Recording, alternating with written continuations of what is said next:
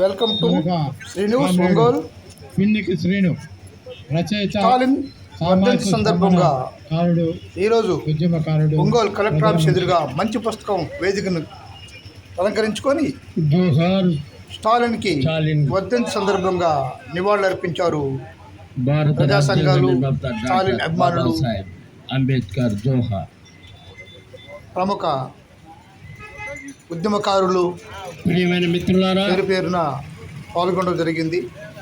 స్టాలిన్ గారి యొక్క ఘనంగా నివాళులర్పించారు పూలమాలలతో. ఆయన గురించి కారణం కొందరు ప్రముఖులు మాట్లాడారు. స్టాలిన్ గురించి రెండో ప్రపంచ యుద్ధంలోకి ఆనాటి సామాజిక పరిస్థితులు చూస్తే స్టాలిన్ చేసిన మంచి పనులు, దేశం కోసం, రాష్ట్రాల కోసం ఆయన జీవితాన్ని అర్పించాడంటూ ప్రజల కోసం, పేదల కోసం ఎంతగానో పాటుపడ్డాడు. ఎన్నో కష్టాలు ఎదుర్కొన్నాడు. ఎంతో తెలివిగా స్టాలిన్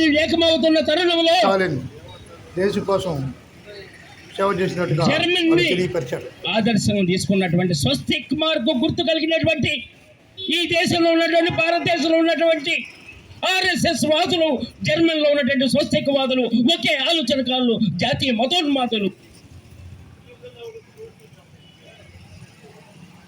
ఆ విధంగా ఆనాడు జర్మనీలో ఉన్నటువంటి హిట్లర్ పోలాండ్ దేశాన్ని మీదుగా వచ్చి ఆ దేశాన్ని నాశనం చేసే క్రమంలో అట్టడుగు వర్గంలో పుట్టి చెప్పులు కుట్టే కుటుంబంలో నుంచి పుట్టి వర్గ కసి కలిగినటువంటి స్టాలిన్ ఆనాడు లెనిన్ స్ఫూర్తితో ఆనాడు మెన్షిక్కులు దేశవ్యాప్తంగా విస్తారంగా ఉంటే రష్యా దేశంలో బోల్షిక్ విధానాలని, మితవాద విధానాలని వేదిక నెట్టి ఆ దేశ భౌతిక పరిస్థితులను బట్టి మార్క్సిజాన్ని లెనినిజంతో తోడు చేసి రష్యాలో కమ్యూనిస్ట్ పార్టీ అధికారంలో రావడానికి కారణమైంది. ఆ స్ఫూర్తితో ముందుకు పోతున్నటువంటి తరుణంలో కార్మిక వర్గ నియంతృత్వం అవసరము. చిలీలో కార్మిక వర్గ ప్రభుత్వం గుణపాఠం తెలుసుకున్నారు ఆనాటి కమ్యూనిస్టులు. ఆనాటి ఉన్నటువంటి చిలీలో కార్మిక వర్గ నాయకత్వం అధికారంలోకి వస్తే అక్కడ ఉన్నటువంటి భూస్వాములు ఆ ఎమ్మటే ఆ ప్రభుత్వాన్ని పడగొట్టినటువంటి పరిస్థితులు. ఆనాడు కార్మిక వర్గ నియంతృత్వం లేనందువల్ల పెట్టుబడిదారు విధానంలో భూస్వామి విధానం కలిగిన వాళ్ళు పెట్టుకెళ్ళి ఆ ప్రభుత్వాన్ని కొట్టడం కలిగింది. నుంచి నేర్చుకున్నటువంటి స్టాలిన్ ఈ దేశంలో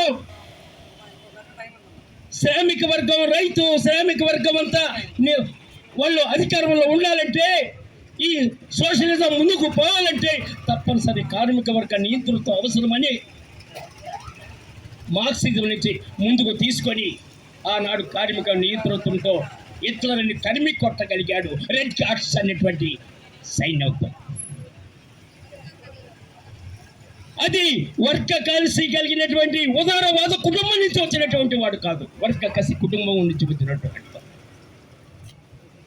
అందుకే ఈ దేశంలో ఉదారవాదులు, మితవాదులు పాలనలోకి వచ్చి ఏ వర్గ ప్రయోజనాలు ఆ వర్గ ప్రయోజనాలు చేసుకునేటువంటి తరుణంలో కమ్యూనిస్టు నాయకత్వానికి వర్గ కసి కలిగిన కార్మిక వర్గ నియంతృత్వం అవసరం అని చెప్పి అది మనకి స్టాలిన్ ద్వారా తెలుసుకోగలిగాం. ఆ స్టాలిన్ ఆచరణ ద్వారా తెలుసుకోవాలి. మితవాదులు ఆ తర్వాత లెనిన్ తర్వాత స్టాలిన్ టైంలో కూడా మెన్షిక్ వాదులు, ఉదారవాదులు ముందుకు వస్తూ ఉంటే తప్పనిసరైంది కార్మిక వర్గ నియంతృత్వం కోసం వాళ్ళని తొలగించుకోవడానికి ఆనాడు స్టాలిన్ ముందుకు తీసుకోవాలి, చర్యలు తీసుకోవాలి. అవసరమైతే జైలుకి, అవసరమైతే భౌతికంగా కూడా తొలగించాల్సిన పరిస్థితి వచ్చింది. లేకపోతే సోషలిజం నాశనం అయిపోద్ది, కోట్లాది ప్రజల శ్రామిక వర్గ ఆలోచన నాశనం అయిపోతుంది. కాబట్టి కార్మిక వర్గ నియంతృత్వం అవసరం అని చెప్పి ఆనాడు తీసుకున్న కఠినమైన నిర్ణయం వల్లే ఆనాడు కూడా ముందుకు రావటం. అందుకే ప్రియమైన మిత్రులారా, ఈ దేశంలో, అందుకే మనకి భారతదేశంలో కూడా జాతీయోద్యమంలో కూడా అనేక పాయలు ముందుకు వచ్చినప్పటికి కూడా రెండో ప్రపంచ యుద్ధ 1940 తర్వాత క్విట్ ఇండియా పిలిపించి స్వాతంత్రం కోసం డ్యూఆర్ డై పిలిపిపోగా పరిస్థితులు వచ్చాయి. ఆనాడు కమ్యూనిస్టులు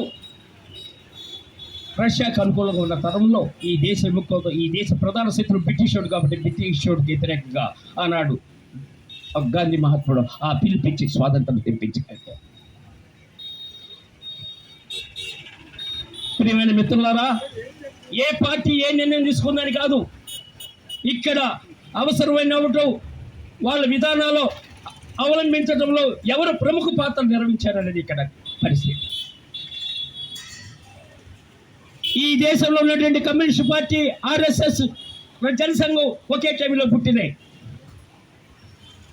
ఆర్ఎస్ఎస్ వాదులకు దీర్ఘ దృష్టి ఉన్నది, గమనించాల్సిన అవసరం ఉందని తెలియజేస్తూ ఆయన అలాంటి నిర్ణయం చేసుకోబట్టి ఆ విధంగా సోవియట్ యూనియన్ నిలబడి ఉంది. అందులో భాగంగా వారికి ఈ సందర్భంగా నేను జోహార్లు అర్పిస్తాం. అలాగే ఈ దేశంలో జార్జ్ చక్రవర్తి అట్లు అనంతరం అట్లాగే హిట్లర్ అట్లు ఈ భారతదేశానికి స్వాతంత్రం వచ్చిన తర్వాత రాజ్యాంగాన్ని రాయటానికి ఎవరున్నారంటే ఒక అంటరాని కులానికి సంబంధించినటువంటి మన భీమరావు అంబేద్కర్ గారు కనపడ్డాడు. ప్రపంచంలోనే అత్యంత పెద్ద చదువులు జరిపి ఈ భారత రాజ్యాంగం రాజ్య క్రమంలో ఆయన భుజస్కంధాలపై చేసుకొని అన్ని విధాలుగా ఆ విధంగా అన్ని వర్గాలు కూడా సమాన హక్కు కల్పించడం కోసం ప్రయత్నం చేసినటువంటి పరిస్థితి మనందరం తెలుసు. కానీ ఆ రాజ్యాంగాన్ని తూట్లు పోసిన కోసం ఆనాడు హిట్లరు ఆ విధంగా ఇతర దేశాలు వ్యతిరేకంగా పోరాటం చేసే క్రమంలోనే ఈరోజు స్టాలిన్ స్మారక జరుపుకుంటున్నామంటే అది అవసరమే.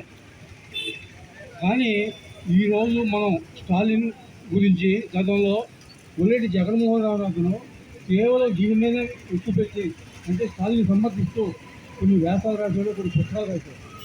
అతను రాసే దాంట్లో ఆ చిన్న సంస్థ వ్యవస్థలో ఉన్న పరిస్థితులు, ఆ రోజు ప్రజల చైతన్యం, ఆఖరికి అతను చెప్పాడు అక్కడ ఒక మిలిటరీ ఆహార సరఫరా వ్యాధి చెడిపోతే ఆడ ప్రజలు స్వచ్ఛంగా కాపలా కాశారు. ఇది అది మంద కాదు ఆహారం, అది సైనికులకు సంబంధించింది, వాళ్ళ అవసరం అది. కాబట్టి దీన్ని అక్కడైంది ప్రభుత్వ సిబ్బంది అంటే రక్షణ సిబ్బంది లేకుండా ప్రజలే కాపలా కాసి వాళ్ళ సరఫరా వాళ్ళకి అందేలా చేశారు. అది ఎక్కడ వచ్చింది? ఒక ప్రభుత్వం అంటే ఒక పాలక వర్గం మీద ఒక నమ్మకం. ఇక్కడ పరిస్థితి ఎలా వచ్చింది? ఈరోజు ప్రజాస్వామ్యం చెబుతా ఉన్నాం. అందరూ కూడా ఇబ్బంది పడతామని చెప్పి ఆ విధంగా తిరుగుబాటు చేసి ఆ దేశాలను కూడా కలుపుకొని ఐక్య సంఘటన ఏర్పాటు చేసి వాడి ఆ విధంగా తలుపుకోవటం జరిగింది. ఆ సందర్భంలో కొంతమంది బాధితులు కమ్యూనిస్ట్ పార్టీలోనే కొంతమంది నాయకులే ఆ విధంగా స్టాలిన్ని ఇబ్బంది పెట్టడం కోసం ప్రయత్నం చేసే క్రమంలో ఆయన ఒక్కడే ఆలోచించాడు. ఏం ఆలోచించాడంటే దేశంలో నేను వ్యక్తుల దేశం ముఖ్య వ్యక్తులు ముఖ్య అనేది ఆలోచించినప్పుడే ఖచ్చితంగా దాన్ని ఆ విధంగా వ్యక్తుల్ని నిర్బంధించడం కూడా జరిగింది అనేది మనం ఇక్కడ మర్చిపోవడానికి వీల్లేదు.